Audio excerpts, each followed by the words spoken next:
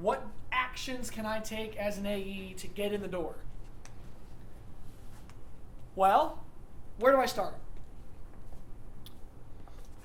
First things first, and we kind of just cover that, is have an understanding of who you're trying to reach. Who are you trying to get meetings with? Identify what that target prospect looks like.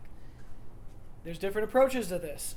If we're looking for a sponsorship sale for the MLK Center that's coming up in April, right? Organizations that support the community in Marion County specifically, that's different than you saying, I want to grow my business in the auto category. That's two different ways of going about finding prospects, right?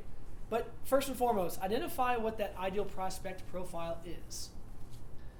Secondly, identify how you can get in front of them. Do you know somebody that knows somebody? Can you find their information via LinkedIn? Do you see that they're part of an organization that you're part of and you can introduce yourself there? Or do you see that your buddy is in an organization and he can make you an introduction?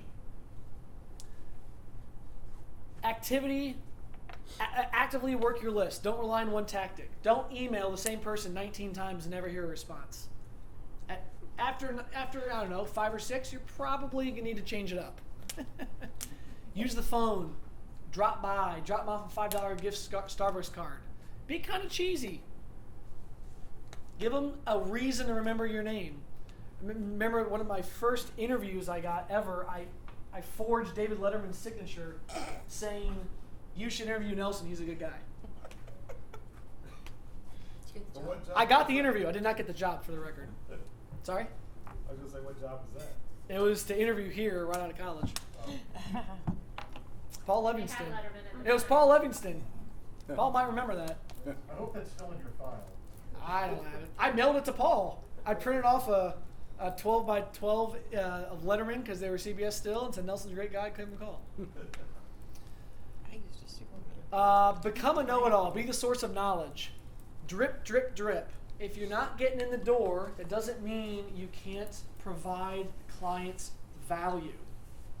You're not going to get in the door every time you identify a client and you say, oh, I really want to talk to Bob, the plumber over here. Keep going, Bob. Sorry. It's all right. Bob might be really busy. Bob gets 10 calls a day probably.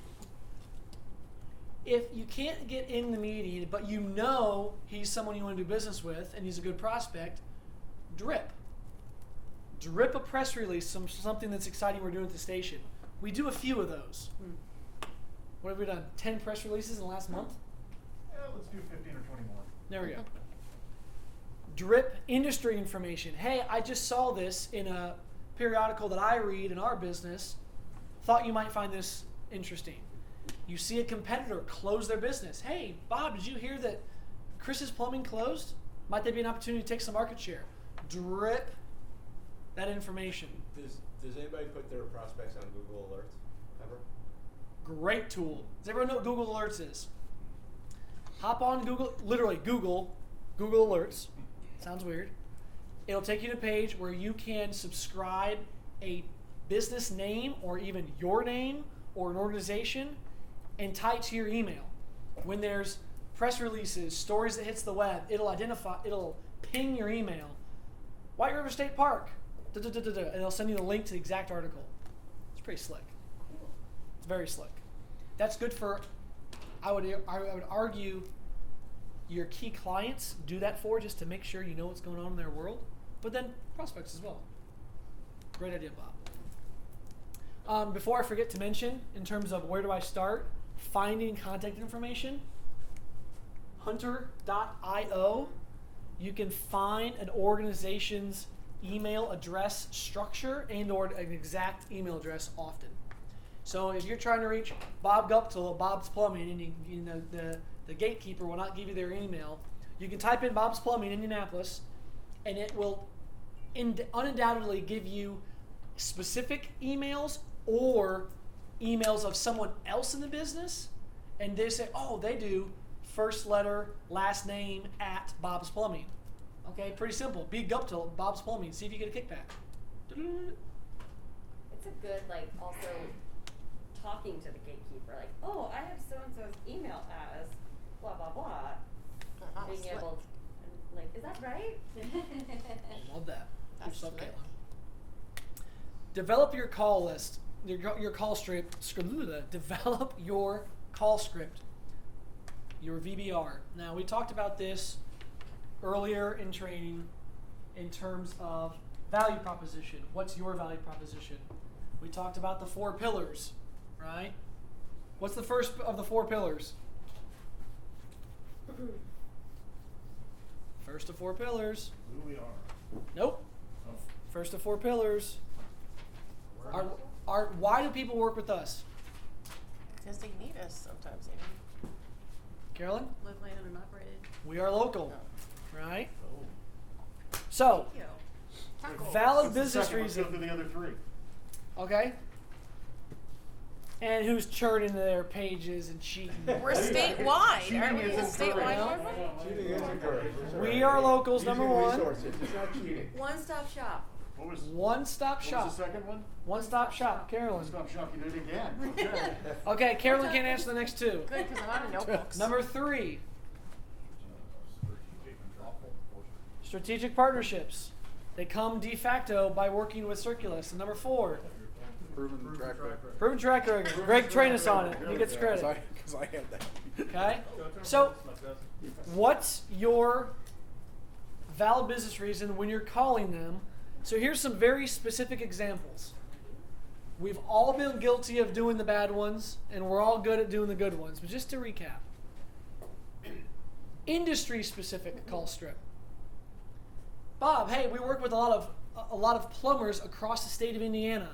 I'd love to show you how we can improve your what's relevant to plumbers. Cost per lead. Cost per lead. Improve your cost per lead. What's also relevant to plumbers? Call volume. Help you improve phone calls for service appointments. That's an industry-specific lead-in. Okay? Their product lead-in. I have access to user data for the amount of people in the market for a Ford truck. Can I show you how we can get you in front of Ford truck buyers? Can I show you how I can get you in front of truck enthusiasts in Hamilton County? Right? Specific about their product. Then kind of the educational or trend approach. I also call this kind of the Teresa approach. This is how she gets a lot of her meetings. We're seeing a huge increase in the use of OTT in the home services category because more people are spending time in their homes. Can I show you how we can fill in the blank? 3 different approaches. You guys can use these all day long, tailored to that client and their industry. There's just 3 examples. There's a lot more. What's the commonality between these 3 things? What's in it for them? What's in it for them? They're not generic. Really, really bad examples. Hi, my name's Nelson. Can I talk to you about your digital advertising? Yeehaw!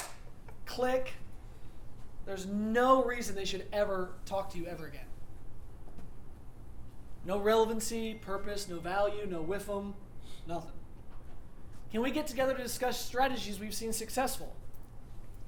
Oh my gosh, like, is that like 1980? It's what every AE started their career with. None of us are amateurs. We can do better than these 2, right? Make them specific. A little bit of this is planning ahead before the call. Spend 60 seconds on their website. Then once you know about it, once you know about them, and you ping them for the next 2 weeks, you know what to say. Any others that you guys have, your favorites, your go-tos? Teresa, hit it. Flattery. Flattering. Yeah. Give us an example. What do you mean by flattering? I don't know, with the gatekeeper